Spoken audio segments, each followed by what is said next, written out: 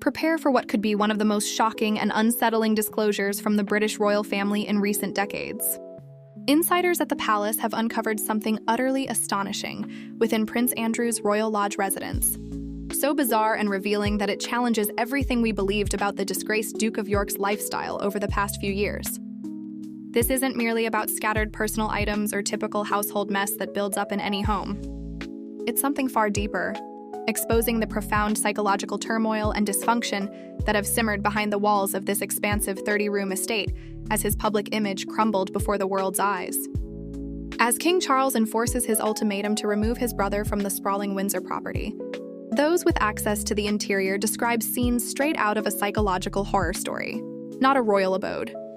Imagine rooms piled high with untouched Amazon delivery boxes, entire sections of the mansion rendered uninhabitable by mountains of unopened purchases. This pattern of obsessive buying and stockpiling paints a picture of two individuals, Andrew and his ex-wife Sarah Ferguson, living in deep denial as their lives unraveled dramatically. But there's an unexpected twist that amplifies the intrigue and unease. Sarah Ferguson has declared she won't relocate with Andrew to his new, more modest home at Sandringham. After years of cohabitation they described as a platonic friendship post-divorce, Fergie appears ready for a clean break from the man whose controversies have tainted both their legacies. What hidden truths lie within those stacks of unopened boxes, accumulated over years?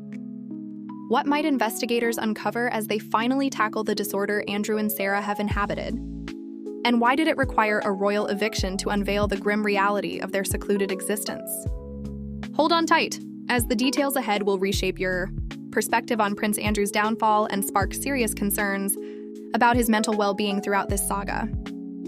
Let's begin with the explosive announcement from last Thursday, a decisive blow that severed whatever remnants of Prince Andrew's royal identity remained. Buckingham Palace issued a statement confirming that Andrew Mountbatten Windsor, no longer permitted to use his Duke of York title, has been completely stripped of all remaining royal honors by King Charles. This wasn't a temporary pause or symbolic act. It was a total excision from the royal framework, a final admission that Andrew's ties to convicted sex offender Jeffrey Epstein and the surrounding accusations have rendered him irreparably damaging to the monarchy. Alongside the loss of titles, Andrew faced the dreaded confirmation. He must leave Royal Lodge, the grand 30-room mansion on the Windsor estate he's called home since 2004, and move to a far smaller, less prestigious residence on the King's private Sandringham estate in Norfolk. For someone whose entire existence has been shaped by royal status and its perks, this signifies a catastrophic plunge from prominence. Yet, the narrative shifts from routine royal intrigue to something more troubling and psychologically insightful. As Andrew's eviction from Royal Lodge commenced, sources briefed the Daily Mail on the mansion's true condition, revealing a scene of utter disarray. This isn't a pristine royal home needing a quick tidy before relocation. It's a depiction of pure mayhem, transformed into a warehouse or hoarding documentary set rather than a fitting residence for nobility. Deliveries from Amazon arrive in staggering volumes and frequencies, with insiders reporting daily or even multiple daily shipments that outpace any processing. The most alarming aspect? Whole rooms, not just storage areas, are crammed with boxes that have never been opened. These are impulsive buys, forgotten amid the clutter, fueling a relentless cycle of acquisition that went unchecked. Palace confidants with entry to the property describe Andrew and Sarah living in severe dysfunction and refusal to face reality. As their reputations eroded and uncertainties mounted, they seemingly coped by amassing goods at a frantic pace, using material items to fill emotional gaps without even unpacking them. One insider bluntly told reporters that while the royal family pushes for a swift move, the sheer scale of possessions, many in original Amazon packaging with labels intact, means it could take weeks or months to clear. This accumulation, spanning years of unchecked behavior, was largely hidden until the eviction forced a confrontation. Consider the implications for their daily lives, inhabiting a 30-room estate where entire spaces are unusable due to piled boxes. Picture the mindset of endlessly ordering online despite prior purchases gathering dust. Envision the level of denial needed to sustain this amid one of modern royalty's greatest scandals. Royal Lodge itself carries historical weight, making Andrew's tenure even more incongruous given his current standing. Nestled in Windsor Great Park, it's been his official residence since 2004 under a 75-year lease from the Crown Estate. Andrew invested millions in renovations upon moving in, updating the main house with its 30 rooms, plus grounds featuring gardens, stables, and outbuildings. For 2 decades, it served as his hub for royal obligations and later as a sanctuary from Epstein-related scrutiny. Sarah returned to live there years after their divorce, an arrangement they portrayed as platonic friendship and co-parenting for daughters Beatrice and Eugenie. The property symbolized Andrew's defiance against his reduced role, a 30-room testament to illusion where he could pretend life hadn't changed, despite scandals eroding his image and duties. Now, King Charles has ended this pretense, ordering Andrew out and reclaiming the valuable estate for more suitable purposes amid the monarchy's modernization drive. But the plot thickens with an unforeseen development that layers on more dysfunction. Despite years of shared living and a united front through crises, Sarah has stated she won't accompany Andrew to Sandringham. A close friend told media she's seeking separation and a new beginning, distancing herself from the scandals that have ruined her reputation by association. This prompts intriguing questions about their relationship's true dynamics since her return.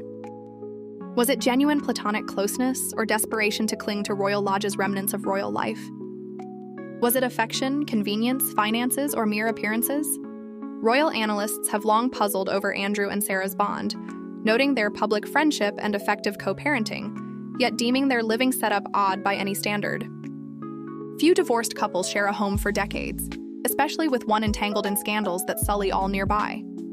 Sarah's choice for independence suggests she's realized association with Andrew is toxic to her own future.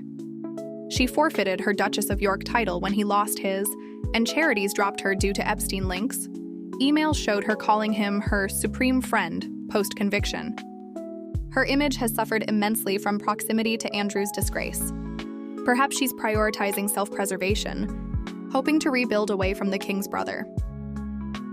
This raises the question of Sarah's next steps at 66. Facing financial instability and a shattered reputation, her options are scarce. Lacking vast wealth for a comparable home, she's lost patronage roles and income sources. Epstein ties make her undesirable for employers or partners. The vision of her starting anew, stripped of privilege, is poignant and a warning about scandal's toll. The eviction timeline adds urgency. Andrew must leave by January 31st, 2026. Giving him over a year to sort decades of clutter, boxes, and compulsive buys. It's unclear if Sarah will exit sooner, leaving him to handle the chaos alone. Palace officials are impatient, seeing his stay as an embarrassment to Charles and the monarchy. Yet, practically, decluttering a 30-room mansion can't be hurried. Envision Andrew and Sarah sifting through unopened boxes for weeks, deciding what to keep, donate, or discard. Once epitomizing prestige in the world's most scrutinized family, they're now reduced to packing hoarded items amid total disgrace. It's a Shakespearean tragedy rooted in Andrew's choices. The Lodge's state sparks concerns about their mental health during isolation and scandal. Experts note compulsive shopping and hoarding often stem from coping with stress, anxiety, and loss. The constant deliveries and untouched boxes indicate attempts to soothe emotional voids with purchases lacking real value. This aligns with Andrew's apparent denial of his situation's gravity, refusing to acknowledge Epstein ties' irreversible damage. Royal watchers have observed his detachment, maintaining innocence claims despite evidence. The Lodge's clutter offers physical proof of that denial, a bid for normalcy amid collapse. Clicking buy provided fleeting control in a life spiraling out of it. Logistically, the move poses dilemmas. Where to store or dispose of items? Would movers risk association with Andrew? Charities might reject donations due to backlash.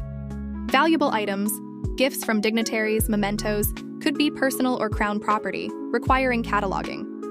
This relocation transcends a mere address change. It's acknowledgement of Andrew's royal life ending with no return path. For Charles, it's key to modernizing the monarchy, signaling accountability over family bonds. Andrew's luxury amid scandal was indefensible. Charles acted decisively. The fallout affects the family. Daughters Beatrice and Eugenie, loyal yet resigned, see their parents split and father's exile. Sarah's break hints at her limits. Public support for Charles is strong. Polls show most believe Andrew should have left sooner, viewing his lifestyle as wasteful and out of touch. Hoarding revelations worsen perceptions of denial and detachment. Looking forward, uncertainties abound. Where will Sarah live and rebuild? Will Andrew meet the deadline or resist? What of Royal Lodge, repurposed, rented, or toured? Clearing boxes might unearth new evidence, sparking fresh scandals, Andrew's story will endure as a lesson on privilege, denial, and monarchy's evolution, where reputation trumps lineage. Born third in line, he ends in obscurity, boxes symbolizing distractions from his choices' consequences. Reality has caught up with no escape.